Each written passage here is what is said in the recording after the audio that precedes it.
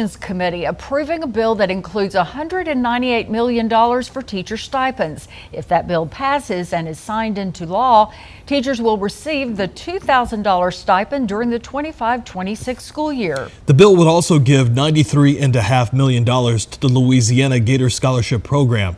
That program provides education savings accounts that parents can spend on private school education for their children. State Superintendent Cade Brumley joins us now live over Zoom to discuss these education items that we've been talking about in the state budget. Welcome, Superintendent Brumley. Oh, thanks for having me. Glad to be with you and your audience this evening. Thank you. So how important was it to get the teacher stipends funded again this year? Well, look, Louisiana is the story across the nation for the educational improvements that we are seeing. In 2019, the state of Louisiana ranked 49th nationally for education outcomes on the nation's report card. This year, we ranked 32nd. If we look at U.S. News and World Report, we're now 37th. Tremendous progress. We're the most rapidly improving state in the country for educational outcomes. That's a testament to the teachers across the state of Louisiana doing amazing work. So, of course, I'm thrilled to see teachers being compensated in this budget with that $2,000 stipend, but the budget also includes about $17 million for differentiated compensation so that we can provide additional dollars for teachers in hard to staff content areas like chemistry and math and special ed, and it also could provide merit pay for teachers who are doing a really outstanding job with their students. Superintendent Brumley, the Gator Scholarship Program also funded part of this bill. Exactly how will it work? How will you make sure that the money gets to where it needs to go, and how can folks make sure that they can get it in their hands? Yeah, so Louisiana Gator was Governor Landry's signature education bill during his first session as governor.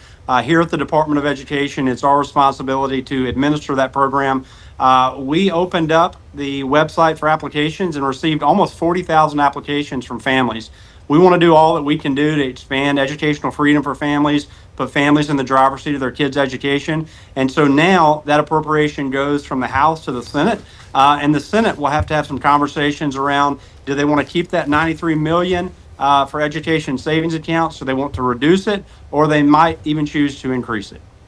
So you mentioned the ranking. Louisiana's kids in K through 12 moved up to 37th in the nation.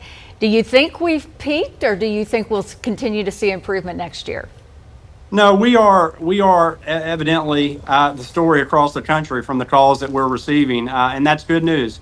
But it's hard to be too arrogant as a state that's been long challenged educationally when you have too many kids still not reading at grade level or able to do math at grade level. So we think we have the right strategy. We have the right set of reforms. We want to keep pushing and accelerate those results because Louisiana doesn't have to be last in education. And in fact, we no longer are. To be 32nd on the nation's report card and 32nd from U.S. News and World Report, tremendous accomplishment, but plenty of work left to do. What do you think is working, Superintendent, that has driven those numbers?